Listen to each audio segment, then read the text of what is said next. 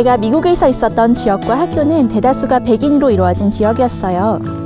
한국인이 거의 없는 곳이었기 때문에 한국의 문화와 전통 그리고 생활 양식에 대한 질문을 많이 받았었는데요. 동시에 저도 친구들과 가깝게 지내면서 그들의 문화와 생활 양식을 잘 알게 됐습니다.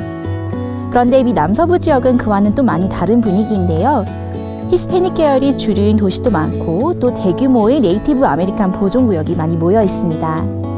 그래서 제가 이번에는 이 지역에 사시는 히스패닉 분과 네이티브 아메리칸 분들을 만나 이들의 문화와 삶 그리고 생활 양식에 대해 알아보았습니다. 그럼 함께 만나러 가실까요?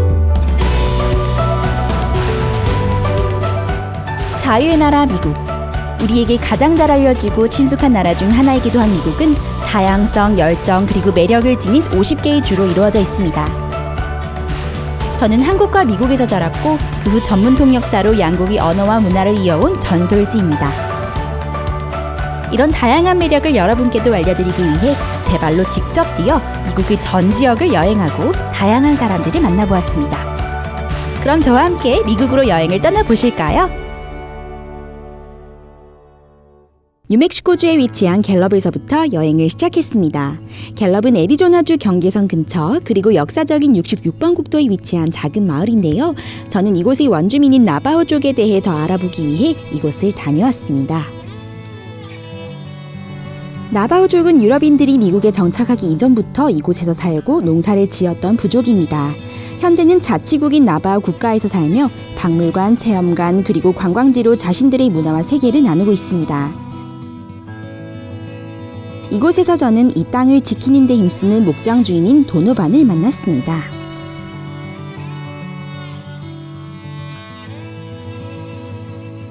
My name is Donovan Carlisle in Toachi, New Mexico, and I'm full-blooded Navajo from the Navajo Reservation here in Toachi. And we are on our house here, and we have a ranch that we grew up with.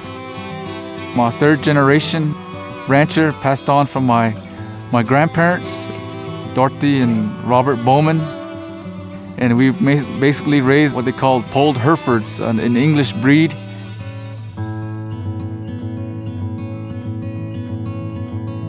목축업은 이 지역의 주 산업인데요. 도노반의 가족은 최대한 자연적인 방식으로 목축업을 합니다. 자연과 동물을 존중하는 방식은 다른 이들도 쉽게 알 수 있는데요. 제 생각엔 이러한 존중 정신 덕에 보호구역 내 생태계가 정말 잘 보존되어 있는 것 같습니다. 이 땅은 야생을 위해 자연의 모습 그대로 아름답게 두면서도 사람의 손이 덜 타고 외진 곳을 찾아 떠나기 원하는 관광객들이 쉽게 찾아와 볼 수 있는 곳입니다.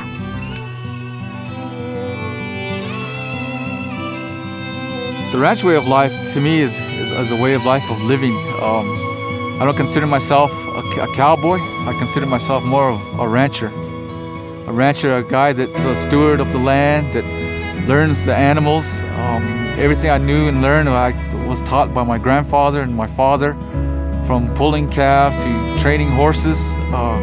As I consider myself to be with the animals, the animal husbandry, the learning, and to teach my children. And I didn't get to do what they did through showing and all that, but teaching not only my kids but other people's children about the animal husbandry and the will and taking care of animals, being responsible, getting up early, and the work ethic it takes to be a rancher, the work ethic it takes to learn about the land. 나바호족은 자신의 생활 방식을 보존시키기 위해 도노반의 경우처럼 다음 세대에게 자신들이 갖고 있는 생각과 자연에 대한 존중을 각인시키는 것이었습니다.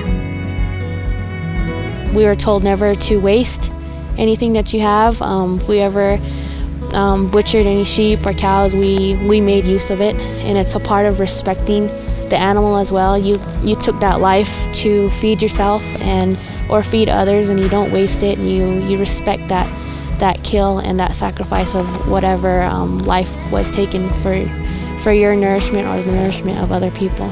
We have a lot of respect for the land, the livestock, and I think in our culture a lot of it has to fall back to it, and I think that we come from a long line of, I guess you would say, legacy.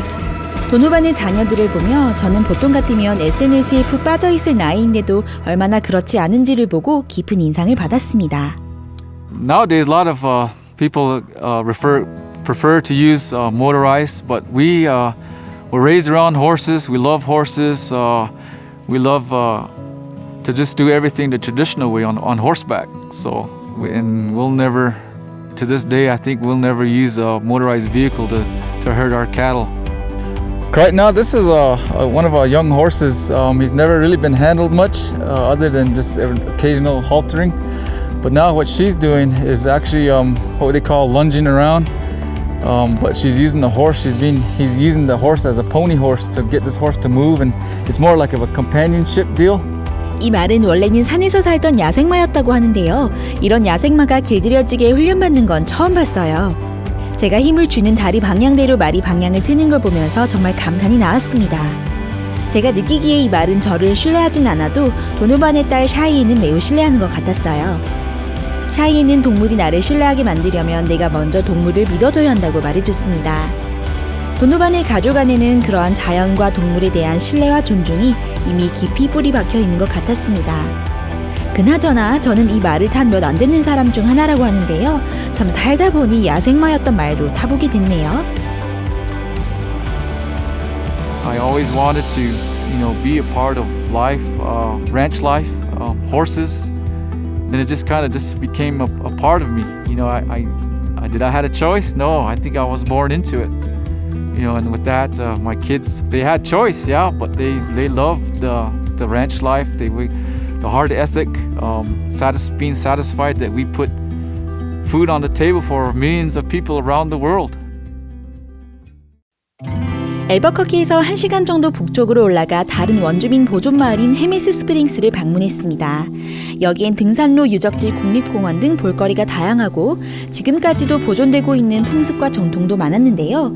외부인에게는 절대 비밀로 하는 종교 풍습도 많아 비밀스럽다고도 느껴지는 곳이었습니다. 여기서는 헤메스 마을로 시집온 플로를 만났습니다.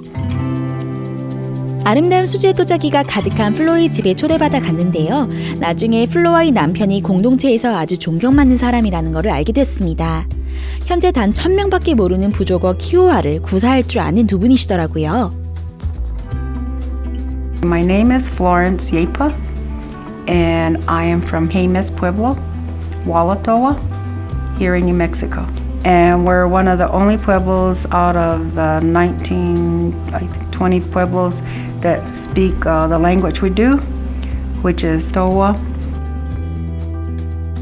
I wasn't always living here because I'm half Jemez, and my other half, my father, was from a pueblo called Old Laguna, a west side pueblos. When we came here to Jemez, it was very difficult because I came when I was about probably 15, 16 years old here. Everything was foreign to me. So I had to relearn the culture, the tradition, my place as a woman, as a young girl. And I'm happy with it because I learned quite a bit, including the art of pottery. 플로는 도예가이자 스토리텔러입니다. 자연에 있는 것들을 사용해 헤미스 부족의 삶의 방식을 이야기하죠. This is the main clay that we get down the lower area. It's in the riverbed, old riverbeds that we know. And there's different colors of it. It can go from a deep gray, almost looking like this here, all the way down to a pinkish, and then this type of color. And depending on what pueblo you come from, here we're called earthware workers, and earthware workers are decorative. 플로가 말한 것처럼 이곳에는 다양한 종류의 흙이 존재하기에 도예업이 흔하게 되었는데요. 남서부 지역에서 나는 특이한 색깔의 흙이 많기 때문에 그로 만든 도자기를 보면 이 지역 작품임을 바로 알아볼 수 있게 됩니다. This is a combination of earth and stone, and I play around with them. I'm always playing with clays. I don't know what's going to happen to them. I don't know what's going to go on with them. But then this one here had more earthware in it than stoneware, and you can tell because it started melting down. Yeah, I see that. Okay. These are all natural clays. They're not commercial clays. These are all clays that we've gathered from our area here. And this pueblo here, by tradition, you do not sell your mother, meaning the earth, which is our clays and our temperas. So those are strictly for us alone, and so out of respect of her, we keep it to ourselves. 플로가 말한 그녀, 즉 대지의 어머니는 신비로운 존재이자 삶의 방식이었어요. 플로의 도자기가 이를 잘 보여주고 있었습니다. This is father, meaning the male. Father's sky is your upper area or your opening. The base is your mother because us women, we carry a large load of weight on our shoulders as women a lot of time.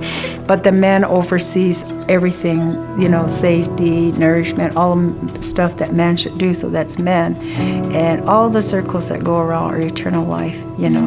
And then two, the four petals is north, east, south, west, summer, fall, spring, winter. Okay, those are your four petals. Dude. That's why you say each piece tells a story. Yeah, 플로가 자신이 전통을 지키고 보존하려는 것을 보고 대단하다는 생각이 들었습니다. 아버지의 가르침으로 인해 이런 신념이 생겼다고 하더라고요. They told me, you are born who you are. You can never wash away, no matter how you try to wash your color away or your heart away. It's always going to stay who you are. Be proud of who you are. And I am. And I try to share my culture with as many people that want to know. You know, we can try to pretend we're somebody else and try to imitate others, but, you know, we can't take who we are away and just be happy. And we're the elders and hoping to carry on a lot of the old traditional ways that we did things. Keep it up so the kids can carry that on and not lose their tradition. 이번엔 다른 가족의 문화와 전통을 알아보기 위해 텍사스 샌안토니오로 떠났습니다. 샌안토니오처럼 다양한 문화가 한데 얽혀있는 그런 곳에선 자신만의 문화를 지키기가 어려워 보였습니다. 샌안토니오는 스페인에 의해 발견되었지만 멕시코에 점령당했고 그 후 독일인들이 정착하면서 현재는 세계 각국 인종과 문화의 영향을 받은 곳입니다. 샌안토니오 다운타운 내 위치한 마켓스퀘어에는 미국에서 가장 큰 멕시칸 상점가가 있는데요. 이곳을 방문하여 마켓스퀘어 상점가를 지금의 모습으로 재개발한 코르테즈 가족의 손녀딸을 만나보았습니다.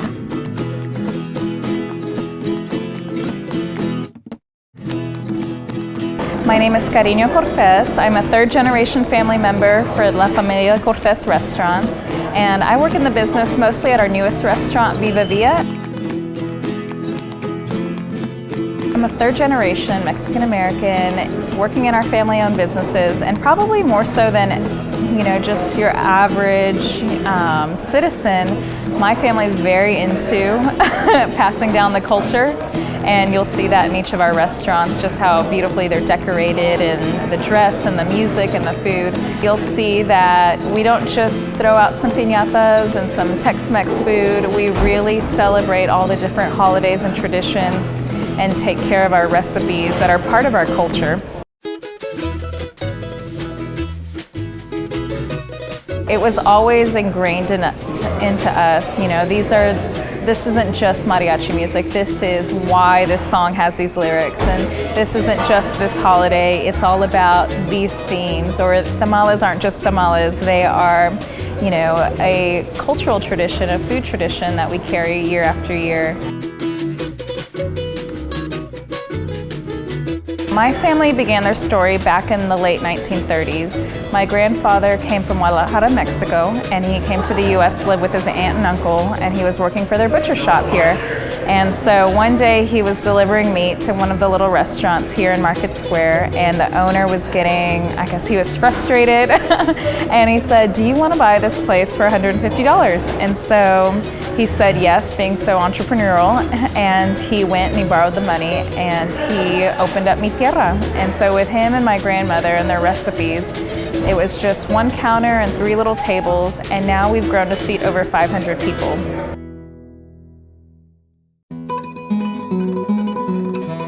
Mi Tierra is downtown San Antonio in Market Square, and initially when my grandfather first bought that little food stall, this was the produce terminal of San Antonio. So all these different trucks would come, and the farmers, and they'd have their produce and they would sell them to people who were grocery shopping or to different restaurants that were purchasing for their place. And it was all sorts of cultures. It wasn't just Mexican, and so we had Italians and Asians and Lebanese, and so all the different flavors and spices were here. And back down in the 70s, this place kind of went down a little bit because the produce terminal moved to the south side, and so it was just left and overrun. And my grandfather kind of saw the potential in this place, and the city of San Antonio wanted to tear it all down. And he said, no, I'm going to start purchasing more and more. So he purchased the block and he invested money in it. And he purchased La Margarita, where we are now.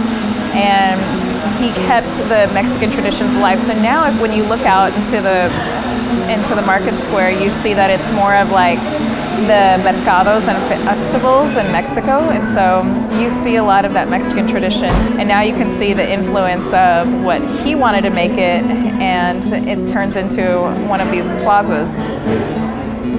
코르테즈 가족은 자신들의 문화를 보존하고 나누려고 했습니다. 그리고 이 구역은 그들의 성과를 입증하는 곳이 되었죠. 음식, 옷, 보석, 장난감, 장식품 등등 이곳에는 없는 게 없을 정도입니다. 낮에는 마술과 공연이, 밤에는 음악과 미술 전시로 거리가 활기를 띠고요. 카리뇨와 함께 구역 곳곳을 걸을 때마다 괜히 저도 뿌듯해지는 것 같았습니다. It's important that every generation constantly tells the younger ones about everything that we do and why we do it and why it's important. When you look at how hard my grandparents worked, my grandfather came from Guadalajara. They came with nothing. They worked tirelessly. We have a number of team members who've been with us for decades.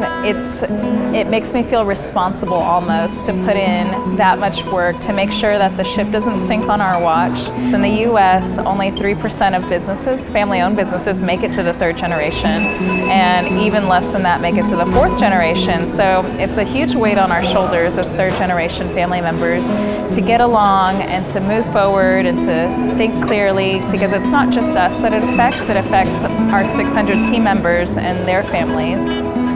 And just to see the impact that it has on so many team members and so many patrons, that they always come back. And the number one thing that you'll hear people say constantly is, I remember when I came to Mi Tierra when, and it was either a time that they were celebrating, maybe even it was a time that they were mourning, maybe it was, at 2 a.m. and it was one of their best, nights ever.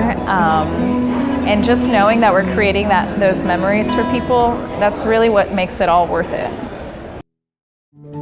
이번 여행을 통해 다양한 문화를 경험하면서 시야가 넓어졌고 생각이 확장된 것 같았습니다. 나바우 국가에서 저는 목장 주인이자 자신이 사는 땅의 수호자인 도노반을 만났습니다.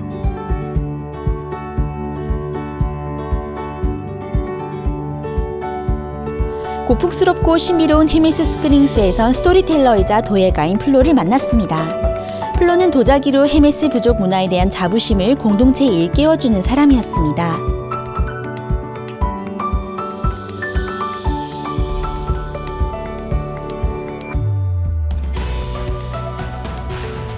그리고 마지막으로는 히스토릭 마켓 스퀘어를 부흥시킨 코르테즈 가족의 일원인 카리뇨를 만났습니다.